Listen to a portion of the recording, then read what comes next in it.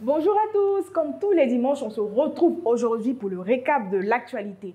Cette semaine, Pépé Soupe a été au cœur de l'actualité dans plusieurs communes telles que Mans, Assigny et Boaké. Les absents de cette semaine, c'est l'occasion de vous rattraper. Ce jeudi 28 novembre 2019, de nombreux jeunes gens d'Azopé, précisément d'Awabo, ont érigé des barrages de fortune sur la nationale A1 du village. Selon les dires des villageois, plusieurs membres de leur communauté ont perdu la vie par la faute de conducteurs qui oublient que cette zone est habitée et s'adonnent à la vitesse. Cette manifestation est donc un moyen pour protester contre la mauvaise conduite des chauffards qui les endeuillent. Pendant quelques heures, les véhicules ont fait le pied de grue, attendant que la voie soit libérée. La situation est revenue à la normale après l'intervention de la brigade de gendarmerie d'Agou. De jour en jour, les jeunes Ivoiriens embarquent pour la mer, tentant vaille que vaille de rejoindre l'Europe. Pour dire non à l'immigration clandestine, le père Achille Conan, prêtre d'église catholique à Boaké, a organisé une journée de sensibilisation contre ce phénomène ce samedi 30 novembre. Cette manifestation qui a eu lieu à l'espace Promenade Orange au quartier Air France 1 de la ville a vu la participation de nombreux jeunes gens de Boaké. Ils ont tous été sensibilisés à travers des sketchs, des matchs de football, des prestations artistiques et surtout des conseils émanant du père Achille.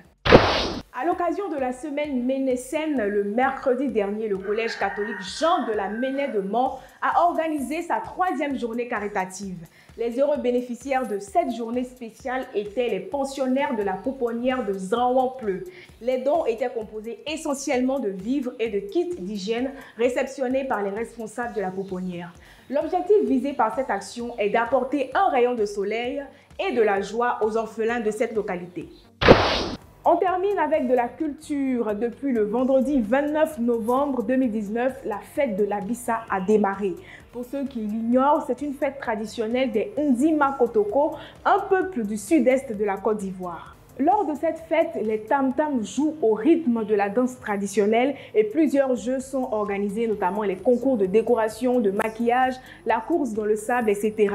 L'Abissa a lieu chaque année dans la ville de Bassam, précisément au quartier France. À Assigny, nous avons rencontré un monsieur du nom de Dodo Amou Ludovic.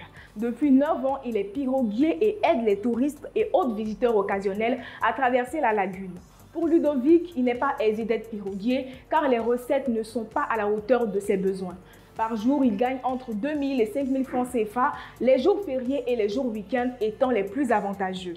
Ludovic a de grandes ambitions à moyen et long terme. Il souhaite avoir un bateau à moteur et des filets de sauvetage qui lui permettraient de travailler en toute sécurité sans trop mettre ses biceps à contribution.